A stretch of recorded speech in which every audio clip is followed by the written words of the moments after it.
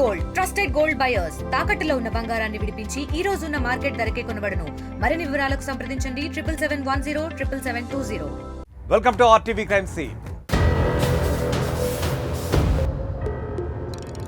చాలా బాగా మీ ప్రెస్ వాళ్ళు చెప్తారు కానీ as a police officer I am not able to explain you the way, the cruel way you are behaving.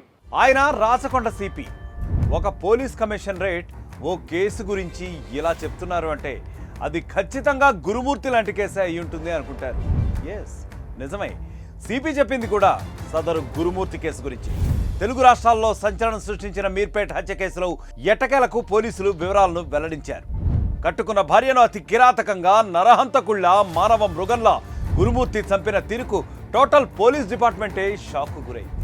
Like beach comber, like you move around the beach కదా, ఏనా మహత్యం లాంటి కనబడుతుందా, ఏమన్నా ఈ నేరం ఇలా జరగలేదని అనిపిస్తుందా, ఇంత క్రూరంగా మనిషి బిహేవ్ చేస్తాడా, ఇట్లా ఉంటారా, ఇంత రేరెస్ట్ ఆఫ్ రేర్ వేస్లో ఒక వ్యక్తిని చంపుతారా అనేది we're really lot of things in our mind. But ప్రొఫెషనల్గా మేము చేయాలి కాబట్టి, ఎవిడెన్స్ కలెక్షన్స్ చేయాలి కాబట్టి ఇవన్నీ చేస్తూ దానికి తగ్గట్టుగా మాకు అడ్మిసిబుల్ ఎవిడెన్స్ ఏమి ఉండాలనేది మేము ఫోకస్గా ఉండి ఈ కేసు మా టీం మొత్తం చాలా కష్టపడి డిటెక్ట్ చేసింది. దీంట్లో సైంటిఫిక్ ఎవిడెన్స్ ఏదైతే అవసరం ఉంటుందో అవన్నీ మేము కలెక్ట్ చేస్తాం. అవి కోర్టు వారికి మేము సబ్మిట్ చేస్తాం.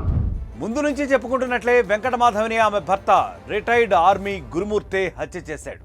భార్యను చంపి ముక్కలు ముక్కల కింద నరికి వాటిని ఉడకబెట్టి రోకలితో దంచి పొడి చేసి చెరువులో పడేశాడు గురుమూర్తి. హత్య చేశాడు కానీ శవం లేదు. చంపింది అతనే కానీ ఆధారాలు లేవు. ఇలా మొన్నటి వరకు చెప్పుకున్నాం. 10 రోజులుగా పోలీసులు ఉన్నతాధికారులు ఎంతో శ్రమించి అణువు పరీక్షించి గాలించి ఎట్టకేలకు చివరికి గురుమూర్తి హత్య చేశాడు అన్న ఆధారాలు సేకరించగలిగారు. అయితే భార్యను అంతలా కిరాతకంగా హత్య చేయడానికి వివాహేతర సంబంధమే కారణమని అందరూ అనుకున్నారు. కానీ జస్ట్ చిన్న గొడవ, చిన్నదంటే చిన్న గొడవ, భార్యాభర్తల మధ్య ఎప్పుడూ జరుగుతూ ఉండే కామన్ గొడవ మాత్రమే ఈ బ్రూటల్ మర్డర్కి కారణమని సిపి చెబుతూ ఉంటే ఒక్కసారిగా అందరికీ షాక్ తగిలింది. సంక్రాంతి సందర్భంగా వాళ్ళ పిల్లలతో పాటు ఈ డిసీజ్ యొక్క రిలేటివ్స్ ఇంటికి వెళ్ళడం జరిగింది. వెళ్ళి అక్కడ ఉండి మళ్ళీ రిటర్న్ వచ్చడం, మళ్ళీ రావడం, మళ్ళీ వెళ్ళడం జరుగుతుంది. ఇట్లా సంక్రాంతి ముందు రోజు, సంక్రాంతి రోజు కూడా జరిగింది. 15th నైట్ వచ్చారు. 16th మార్నింగ్ రోజు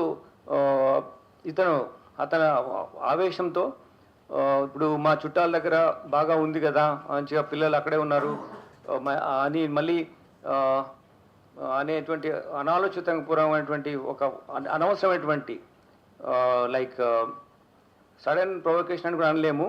దీనికి పర్పెట్రేషన్ ఉంది, దానికి ప్లానింగ్ ఉంది. పిల్లల్ని అక్కడే ఉంచేసి వచ్చాడు.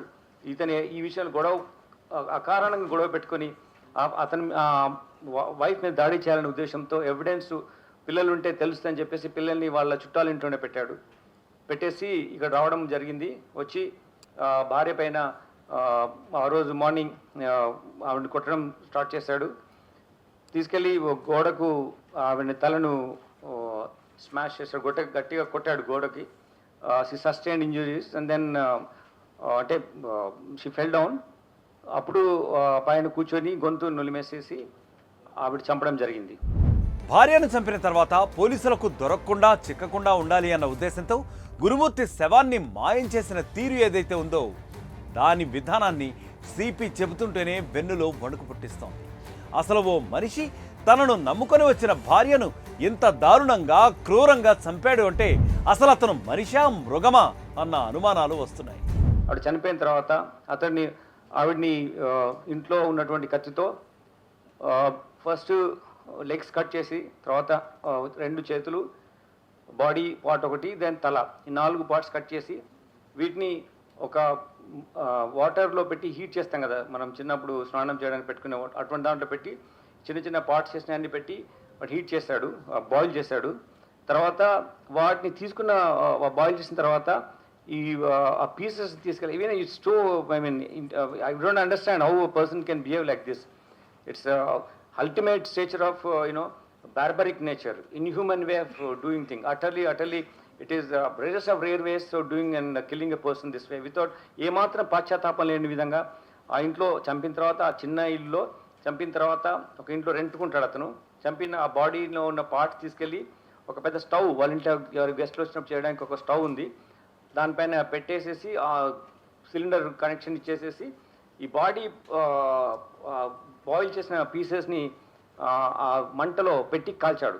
కాల్చిన తర్వాత అన్ని పీసెస్ కాల్చిన తర్వాత అప్పుడు అతను అవి తీసేసి ఒక పెస్టల్తో దాన్ని రోకలి బండ దాంతో తీసుకొని ముక్కలుగా చేసి, అది వేడి అయింది, బాయిల్ అయింది, వేడి అయింది కాబట్టి అది చాలా ఈజీగా ఉంటాయి కాబట్టి దాన్ని పగలగొట్టడం జరిగింది. చిన్న చిన్న పౌడర్ లాగా అయిపోయింది.